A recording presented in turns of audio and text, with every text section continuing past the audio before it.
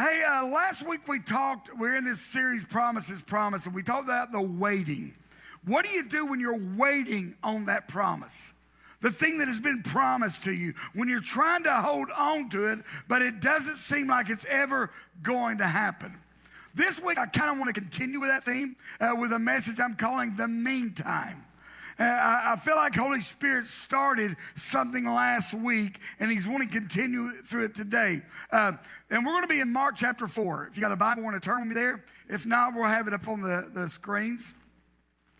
But Mark 4 opens up. Jesus is giving all these parables, and then He's going to dive in here, which is where we're going to be, starting with verse 35. That day when evening came, He said to His disciples, "Let us go over to where?"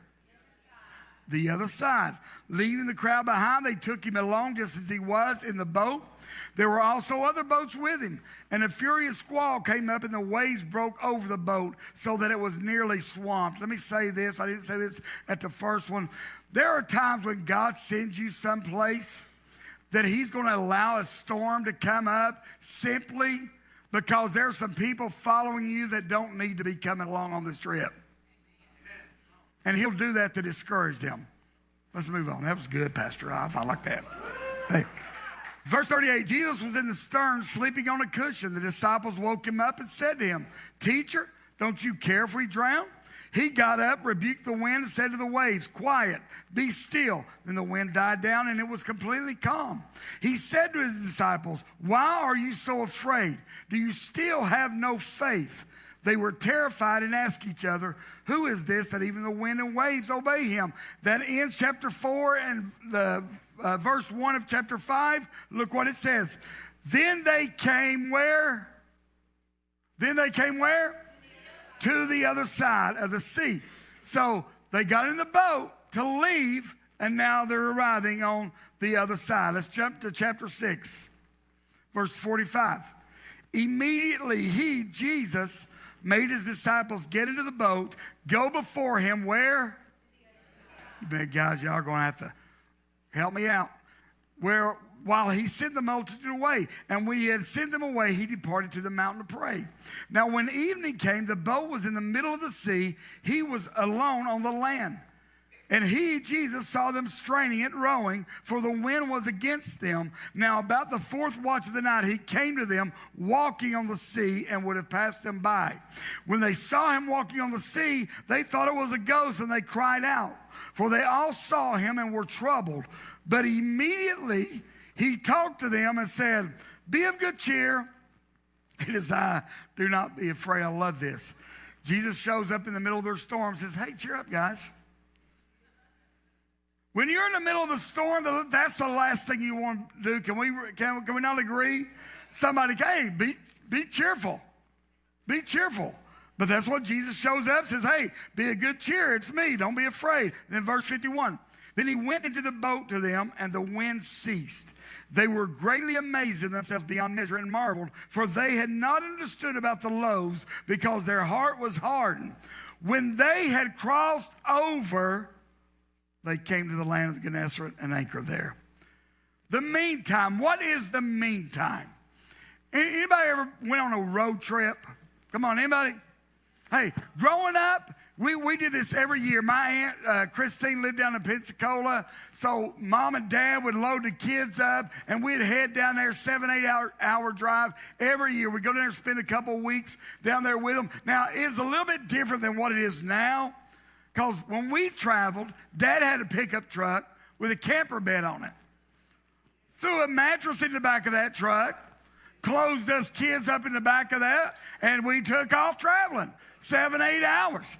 Now, and that, you think that's a road trip? No, Denise's family knows what road trips are.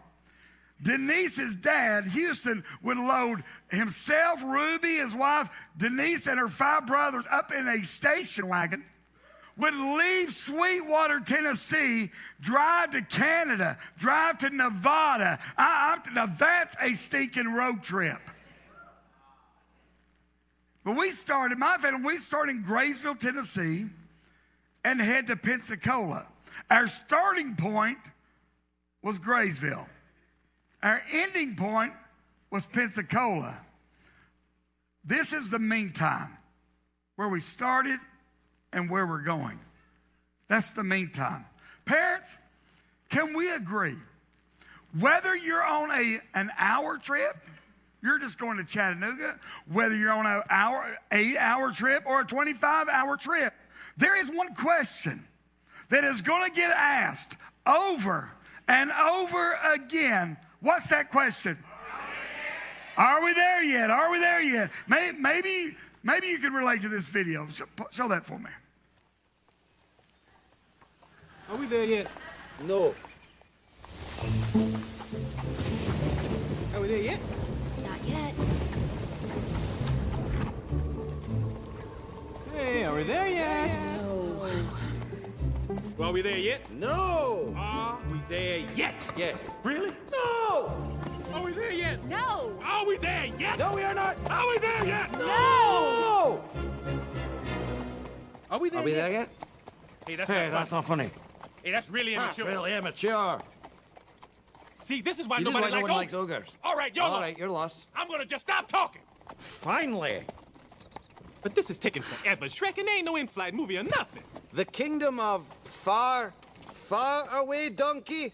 That's where we're going. Far, far away. All right, I get it. I'm just so darn bored. Well, find a way to entertain yourself.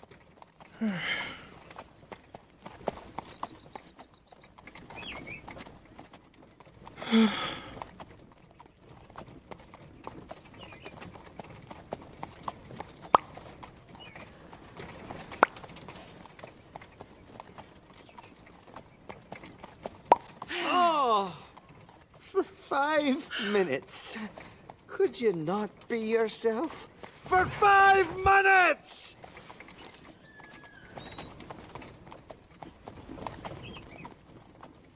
Ah! Are we there yet? Yes. Oh, finally.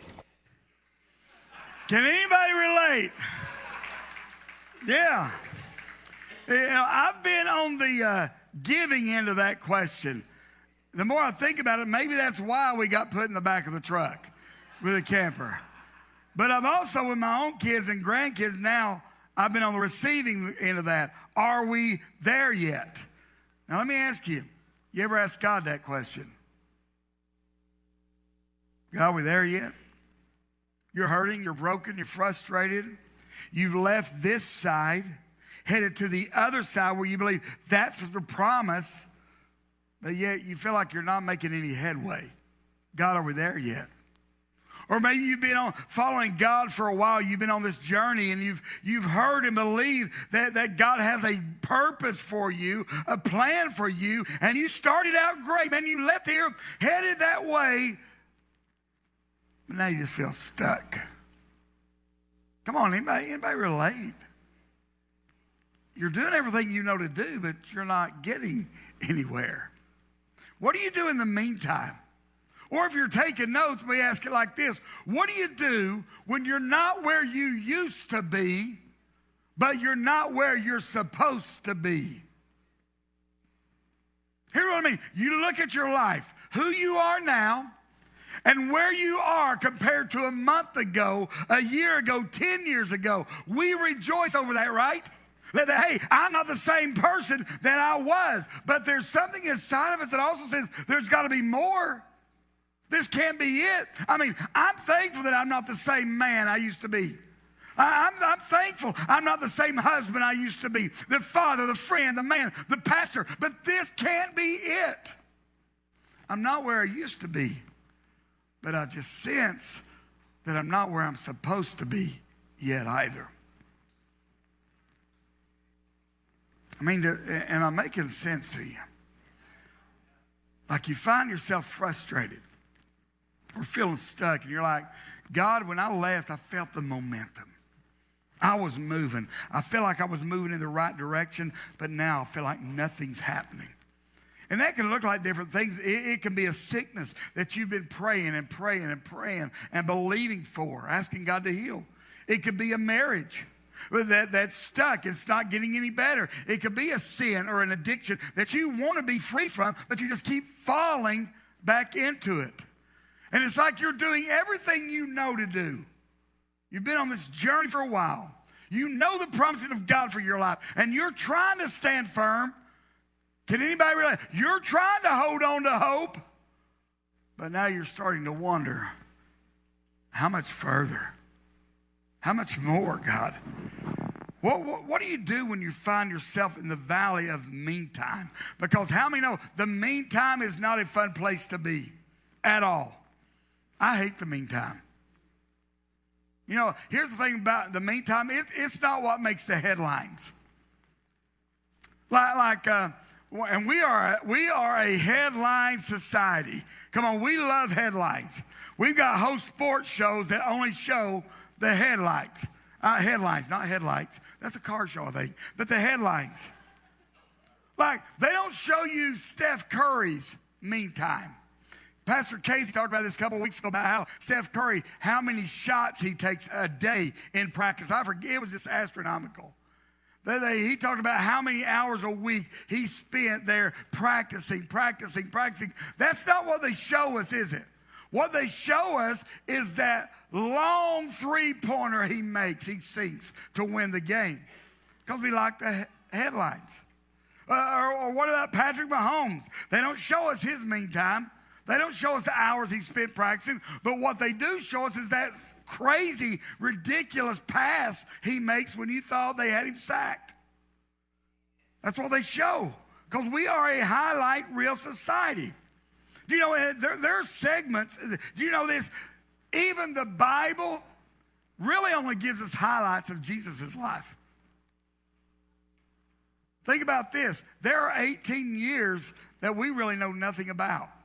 From 12 to 30, that's the meantime that we don't know what went on during that time. I mean, have you ever thought about this? Because Jesus was fully God, yet fully man, right? That means Jesus went through puberty. You ever thought about that? We don't like to, do we? We don't want to see the puberty Jesus. We celebrate the risen Jesus, but he was fully man, fully human. That means he had acne at some point. He went through it. That's why it says he knew everything we would ever face. So young people, feel comforted. He knew that. But there's 18 years that we don't really know a lot about. 18 years of meantime. What do you do in the meantime? Because Mark 5 and 4 says, then they crossed over. And then chapter 6, when they get there, when they did get crossed over. And we don't have any specifics about how long that journey was. How long did this trip take? That when they got on the boat, left this side, and went to the other side. But I know this about humanity. Humans, we stink at waiting. Come on, we're not good at waiting at all. I mean, we want stuff easy, and we want it now. Why do you think the diet pill industry is a multi-billion-dollar industry? Because we will sit there. I need to lose weight. And then this commercial will come on. Stop exercising. Stop dieting. Take this pill, and you can lose all your weight without doing anything else. We, in our heart of hearts, we know that's a lie. But we want to believe it so bad. Come on, some of y'all, y'all bought it. That we buy it. Why? Because we want it fast. We want it now because we hate waiting. Like I've been back in the gym for 3 weeks. I didn't expect to walk in this morning and somebody say, man, Kelly, you've been going to the gym, ain't you? Why? Because I'm in the meantime of when I started getting healthy to where I want to be. Now, I can't tell you the rude comments my wife makes to me when I'm naked. That was not rude. Maybe rude was a bad word for it. I'm tired of this woman coming on to me. I'm like, listen, woman, I'm going to get fat again if you don't quit it. Let's go. No, let's move on. If you believe that, I've got some diet pills I want to sell you. Here we go. But we want it that way in the spiritual world too. We want to be able to read a book or do a Bible study or have a pastor get up and give us 10 ways to get through this and then walk out of there and everything be good. That's changed. Or if you grew like in the church like me and Marty grew up, you want that preacher to call you out. Speak a word over you, prophesy over you, bring you up, lay hands on you. You fall out in the spirit, and then when you wake up, you're brand new. Everything has changed. I wish that were true. Come on, anybody else? I believe it could be just that quick and happen that fast. Now listen, I believe in all of what I just said, but I also believe when you get up, you got to start making better decisions. Anybody ever use a vending machine? You know, you push the button to what you want, it comes out. You know what I'm talking about? Would you consider yourself in a relationship with that vending machine? Now, some of y'all, I know you would. That's the only loving you get. Oh, baby. No, here we go. But no, you wouldn't. All that is a tool to get you what you want, right? That's all it is. And a lot of times we treat God the same way. We don't want a relationship with God. We want a vending machine God. Need a healing, need a miracle, need a blessing. You need something to happen. You need to pass that test you didn't study for. You need that pregnancy test to come back negative, which you didn't. No, almost. It's an insider joke here. I'm about to get in trouble with some people, but let's move on. I'm looking at that look. Do what? It's a little obvious. That test didn't come back negative, did it, Amanda? No.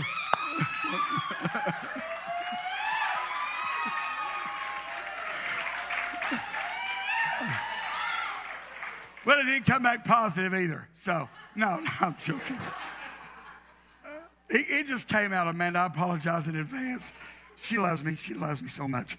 And your parents don't watch this anyway. But we do. We go on this spiritual hunt. We want the right word given to us, right?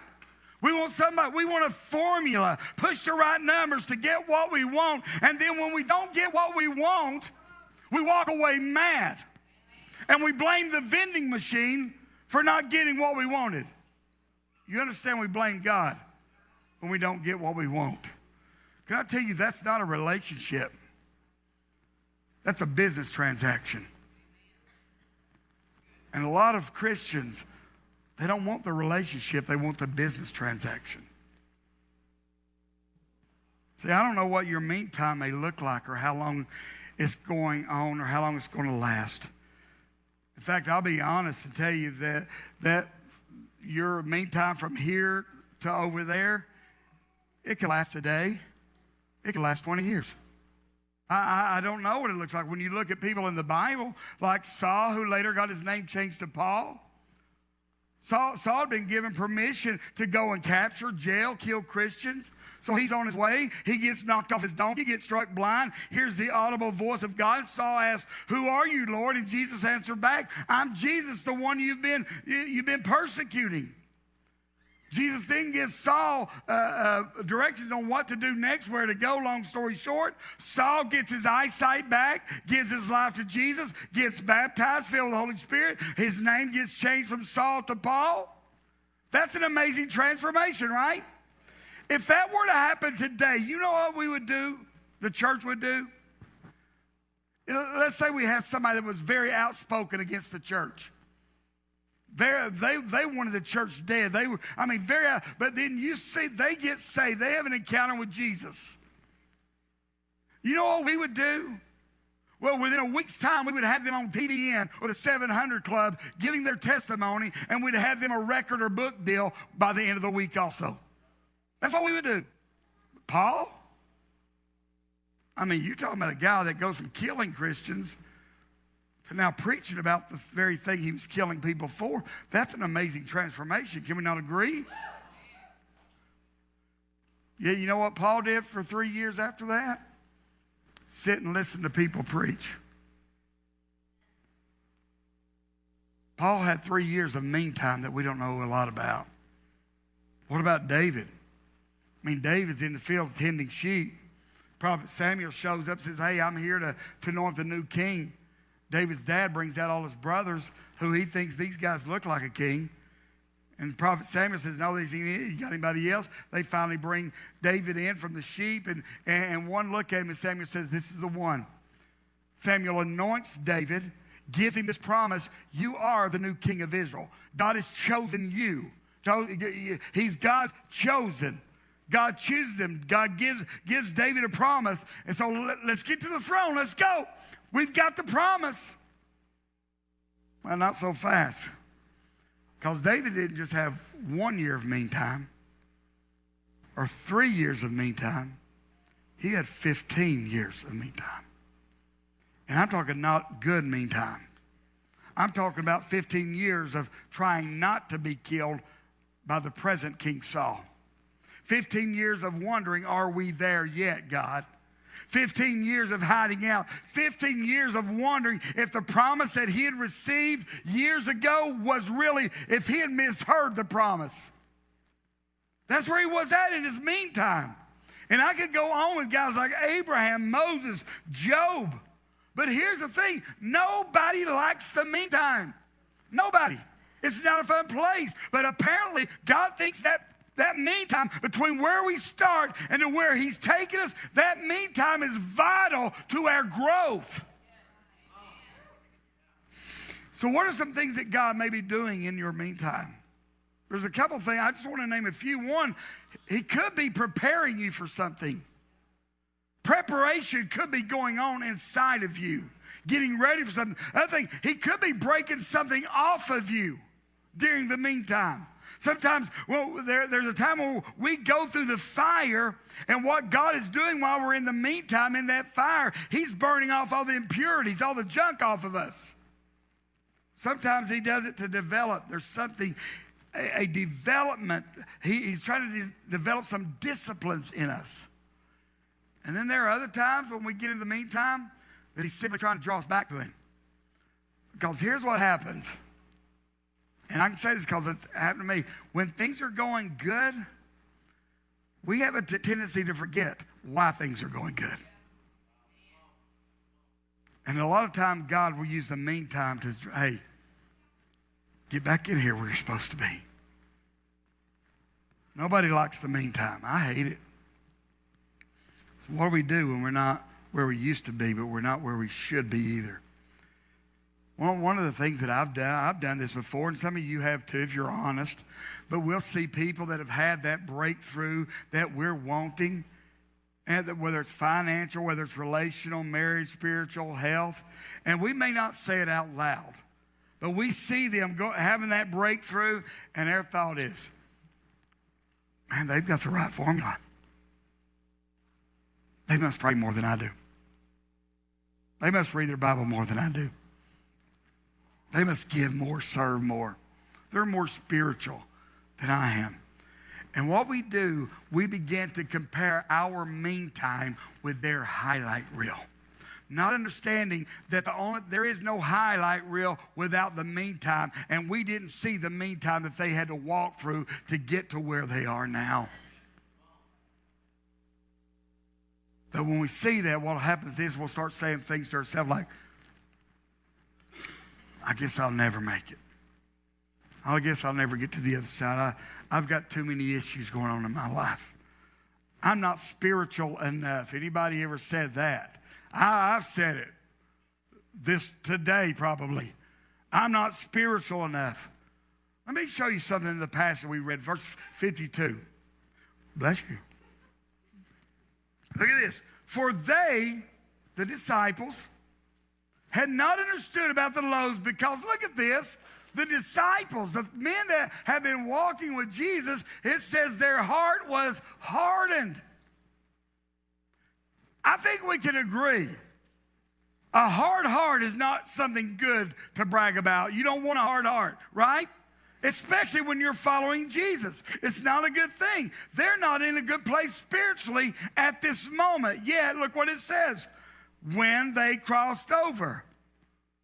Somehow, the disciples that have become hard-hearted, they've got some issues going on. They've got some doubt, some fear going on. They've got some things that they're struggling with, and they become hard-hearted. If I'm God, you know what I'm going to do? I look and I see these men that I've been teaching for 3 years, these men that I've poured my life in, these men that have seen me do miracles. You know what I'm going to do? I say, oh, is that where we're going to be? We're going to get a hard heart? I tell you what, I'll turn this boat around right now. I'll go find me some people that's got soft hearts. That's why I'm not God, by the way. But what does God do? Even in their current spiritual funk that they're in, they still go to the other side. I have to wonder, what did they do? What did the disciples do with their hardened hearts, with their failures, the lack of faith? What did they do during their meantime that warranted them to get to go to the other side? Well, what did they do? Do you know what they did? The one thing they did that enabled them through all their junk to get to the other side is what we've got to do. Here's what they did. Stay in the boat. Simple. Stay in the boat. Nothing super spiritual. They didn't start reading their Bibles more. They didn't go from 10 minutes of prayer time in the morning to an hour of prayer time. They didn't fast more. They simply stayed in the boat. They didn't jump ship, didn't abandon their brothers. They stayed in the boat. Here's what I know. There are going to be times when all you can do and all you need to do is stay in the boat. The wind's blowing. I know, stay in the boat. The waves are beating you up. I know, stay in the boat. The storm getting worse. I know, stay in the boat. It's getting hard to see. I know, stay in the boat. Can I give you a translation of what I'm saying here? Listen, stay in the house. Stay in the church. Stay in this community. You may be in a meantime now. You're in a storm. Things are not going your way. But don't abandon your brothers and sisters when you need them most. Stay in the boat. Well, PK, my marriage is about to go under. Stay in the boat. Ain't that right, English? Stay in the boat. You don't know their story, but I do. Simply because this woman was so stinking stubborn to stay in the boat. And man, now she's got a husband, Derek. I love this dude. All because during the meantime of her waiting for Derek to come along, she didn't jump ship. She stayed in the boat. I've been praying and believing for this healing. Stay in the boat. Stay in the boat. I've been tithing and doing everything I know to do to try to help my financial situation. It seems like nothing's getting better. Stay in the boat. I've been praying for this breakthrough. I've been praying for freedom from this addiction or this sin in my life. And it seems like the struggle is just getting harder and harder. Listen, stay in the boat. Now's not the time to jump ship. Well, PK, I feel like I should be doing something. Here's what I think. I think a lot of times when people are in that meantime, they overwork. They try things that they shouldn't even be doing. In fact, I think people do too much during their meantime a lot of time. There comes a time when you're in that meantime, when you have to go against your natural instinct that says, do more, do this, do that. And you have to go against it and say, no, I'm going to stay in the boat. I'm going to trust. I'm going to have faith that he is the captain of this ship and that he's still got it in control. Think about this for a moment. Who told the disciples to get into the boat? Who? There comes a moment when we better remember who told us to get in the boat in the first place. Who it was that called us who it was that saved us, who it was that found and rescued us, who it was that gave us a promise that by his stripes we are healed, who it was that told us if we would raise up our kids in the way they should go, they may stray for a period of time, but they're going to come back. See, we gotta, who was it that told me to get in this boat? Jesus? Then I trust that if he got me in the boat, he'll get me to where we're going. Stay in the boat. Look at your neighbors. Come on. Give them that good Pentecost. Stay in the boat. Oh, come on. That was, you bunch of sissies. Say it like you got some heart. Stay in the boat. Oh. Listen, if you don't even know Jesus, you're going to stay in the boat right there. You're like, I'm not moving. I mean, I want you to think about what the disciples had to be feeling. Jesus said, hey, get in the boat. Go that way. They get in the boat and they start heading that way. The place that Jesus told them to go, Peter, is it getting cloudy to you? It looks dark over there. Are y'all sure? Did you hear Jesus right? Because where Jesus told them to go, there's a storm brewing. Where Jesus told them to go, things are not looking great. The waves are getting taller and more violent by the minute. The rain is starting to fall harder by the minute. And that's what they see going in the direction that Jesus told them to go. And they look back to where they came from. No storm back there. No clouds back there. No waves. People liked us back there. Life was good back there. Can I tell you there are going to be days like that? Days when you are tempted to look back and think, man, life seemed easier back then. Life wasn't as complicated back then. And this is what the enemy loves to do in our meantime. He loves to try to get us to remember only the good times of our past. Isn't that what he did with the children of Israel? I mean, remember when they've been praying for deliverance for 400 years of slavery. God sends Moses to set them free. He leads them out from Egypt. And in between when they leave Egypt to where the promised land, in that meantime, well, things are a lot better back in Egypt. At least we had food back there. Life was good back there. Why? Because the promised land, it doesn't look as good because now their memories have been blurred. No, life wasn't better back then. You were slaves back there. People you know were killed back there. Come on, your children, that's what your children. Yet isn't that what the enemy likes to do? Get us to only remember good stuff. So I was at the gym this past week. And I pretty much finished today's message, but I began to listen to this message by Bill Johnson called The Command to Remember. And God began to speak to me about what we're talking about today. See, here's what the enemy loves to do to us in our meantime. He loves to parade in front of us the things, the memories before us. He loves to parade the things that didn't happen. Are you following me? The healings that didn't happen. The breakthroughs that didn't happen. The freedom that didn't happen. And here's why he does that. So when we get so focused on the memories of the things that didn't happen, we begin to discount or disqualify what we know is true about God. That we have seen people healed. We know God still heals. We know God still is a God of the breakthrough. We know God still sets addicts free. But yet, in the meantime, the enemy loves to blur those memories. See, every person in this room has things or prayers that didn't turn out the way you wanted them to, right? Everybody. And if we're not careful, and I'm guilty of this, when I don't see God move the way that I want him to move, well, my memories begin to be filled with people that prayed for that I didn't see get healed.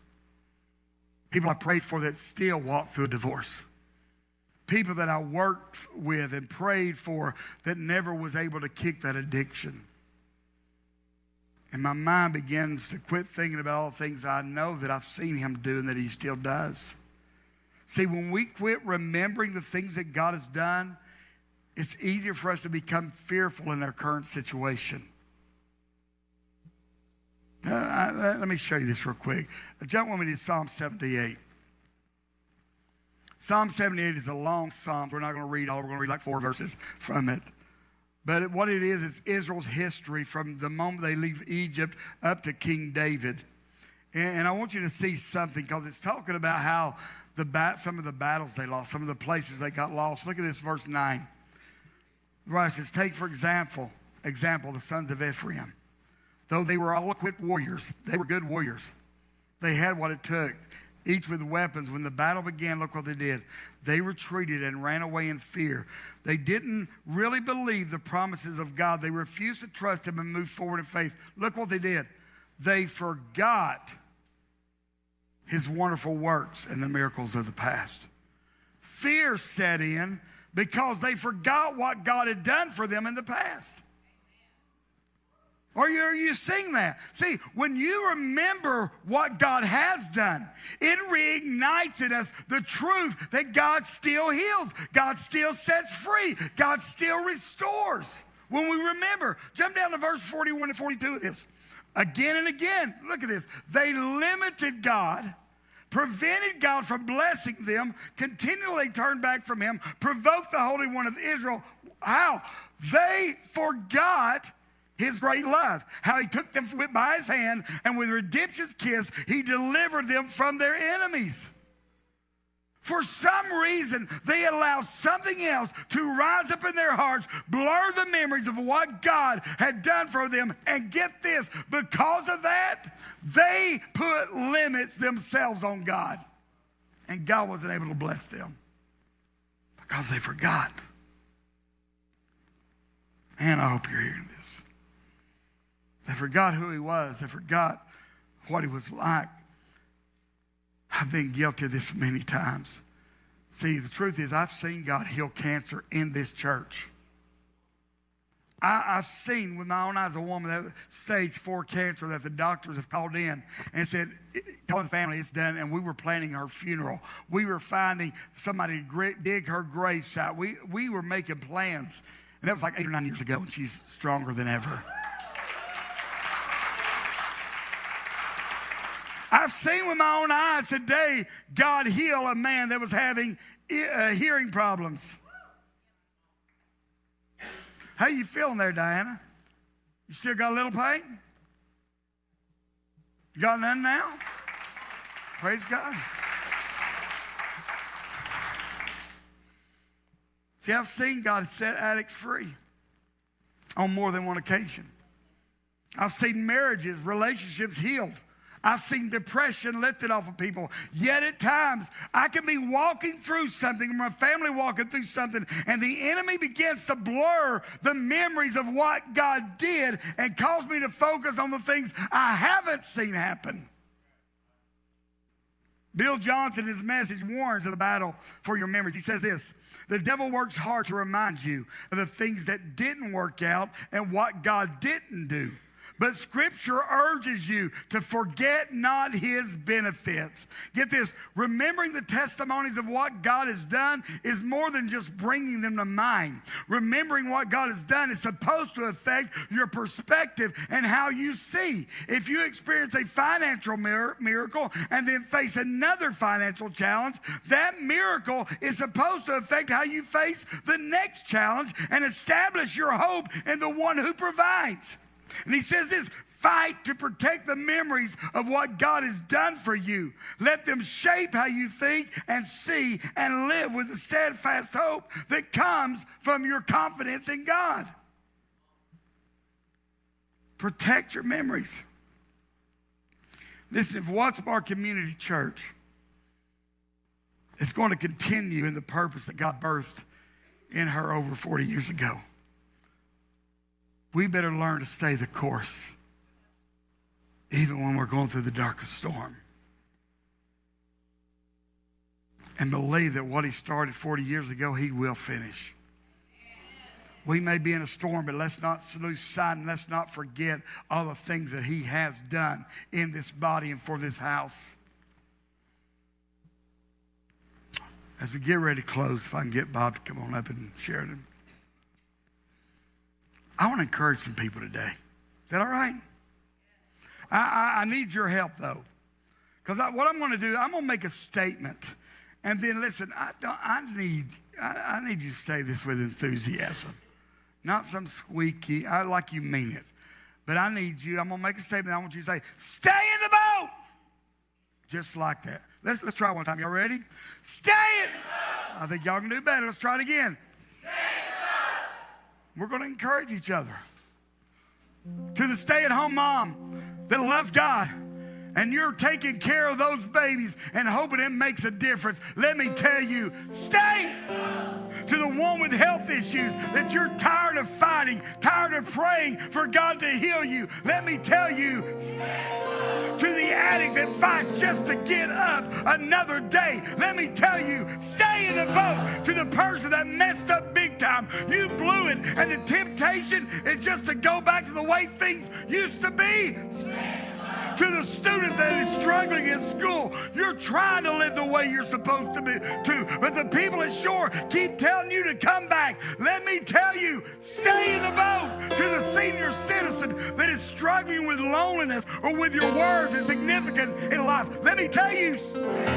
And to the one that just feels like giving up, let me tell you, stay in the boat.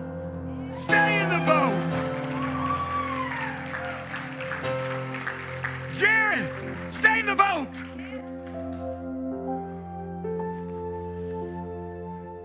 Derek, stay in the boat. God has got so much on your life, you can't even see it. But I see it. Stay in the boat. See, here's the thing about storms, church. They don't last forever. Are you hearing me? They don't last forever. Storms come, storms go. Stay in the boat. Speaking of promises, one of my favorite promises, Galatians 6:9 says this: don't get tired of doing what is good.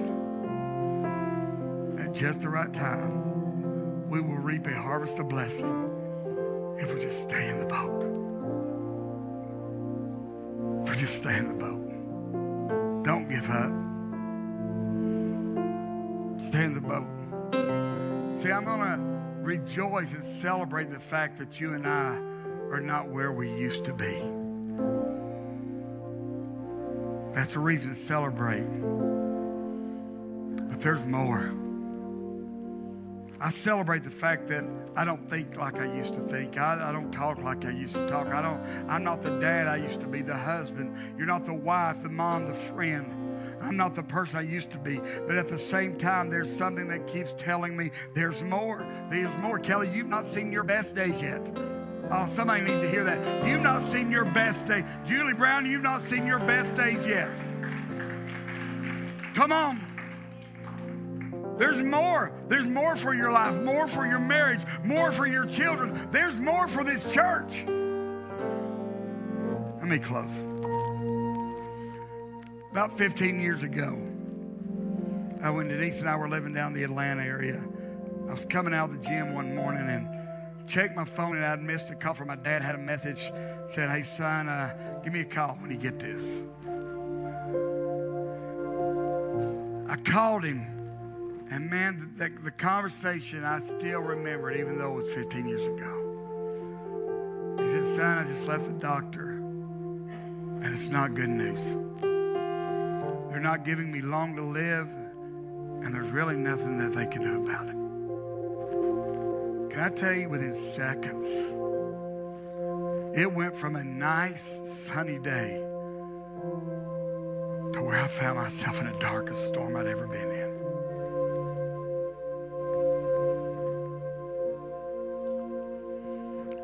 Within a few months, my dad was gone. And I'm going to be very honest with you. During my meantime of all this, I began to ask questions. God, why didn't you heal my dad? What is the deal, God?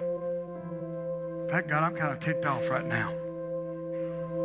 I'm looking around and I see men that have outlived my dad by 20 plus years, and they're not trying to do anything with their life. They're not trying to save their community. In fact, they're living like hell out there. And you are allowing them to carry on? I had some questions in my meantime. And here's the hardest part, Marty. I knew God healed because I'd seen him heal.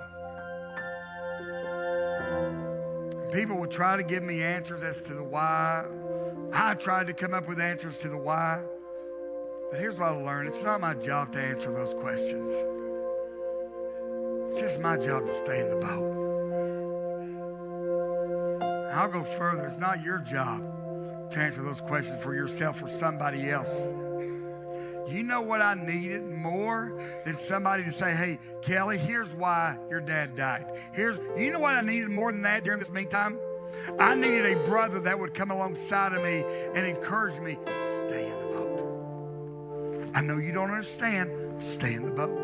I know you're hurting, stay in the boat. I know this is tough, you've got questions, but now's not the time to jump ship, stay in the boat.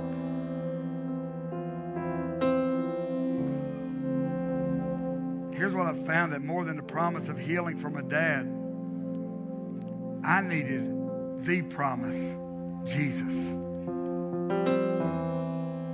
See, even when the storm is raging, waves are threatening to turn the boat over, it is simply our job to just stay in the boat.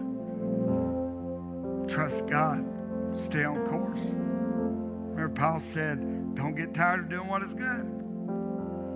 At just the right time, you'll reap a harvest. The NASB says it like this: don't lose heart. Don't lose heart in doing good. For in due time, you will reap if you do not grow weary. I feel like there's some weary people here today. Even after the incredible service we had, the altar time we had, I feel like there's some people that are still weary. You're weary from the waiting for the healing, waiting for the relationship to be healed, waiting for somebody to say sorry, you're just waiting for that financial miracle to happen, and you're just weary. Weary in a marriage, weary in a relationship. I'm going to ask Sheridan to sing this song. And I don't have any. Here's my answer. What do you do, Kelly, when I'm going to stay in the boat? Stay in the boat. Because I promise you this, it will be worth it.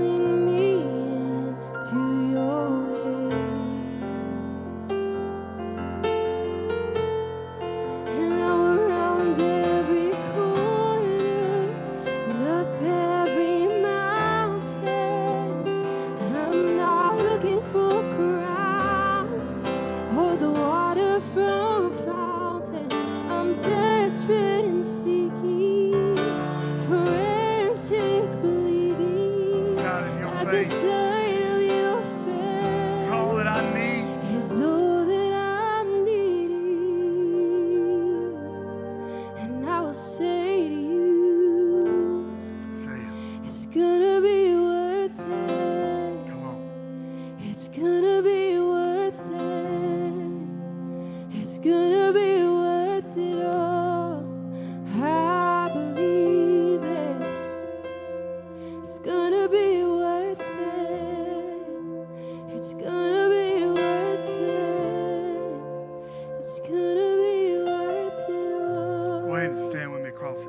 if you're not already. Timothy Keller, who passed away this past year, incredible speaker, incredible author. He said this: Jesus didn't come to tell us the answers to the questions of life. He came to be the answer.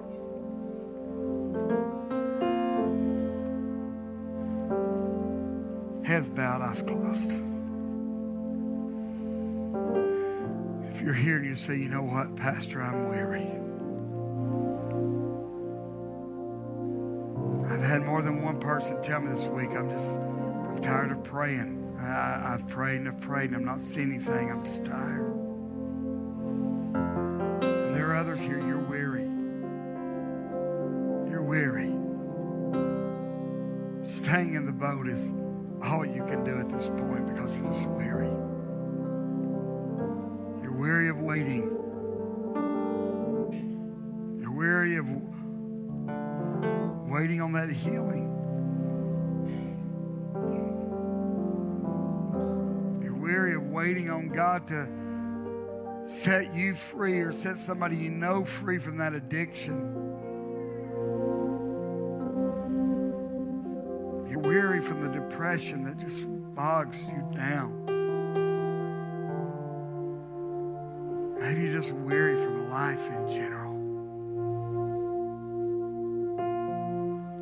If that's you and you'd be honest, you'd say, that's me, I'm just weary. Whatever it is, I'm just weary. If that's you, just raise your hand. Yeah. Put your hands down. Here's what I'm going to ask. So many hands going up.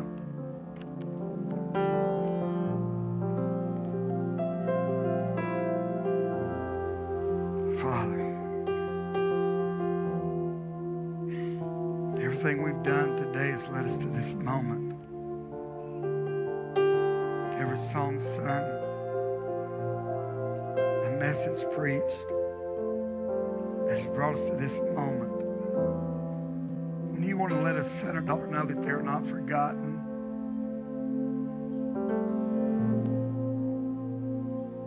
that you've not forgotten about them, that you've not abandoned them. They're just in the meantime of life right now. And you want to strengthen them. If I can get our prayer team to come on up, and we're going to need all of you.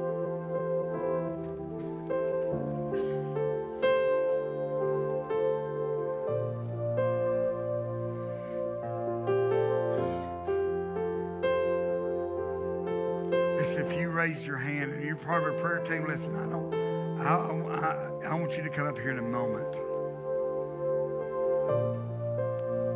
You raised your hand for any of those. It says, I'm just weary. I'm just weary. I need God to restore my hope. I need God to strengthen me because I'm just growing tired, and I'm barely hanging on. And I'm not talking about barely hanging on to your salvation. I'm talking about you just tired.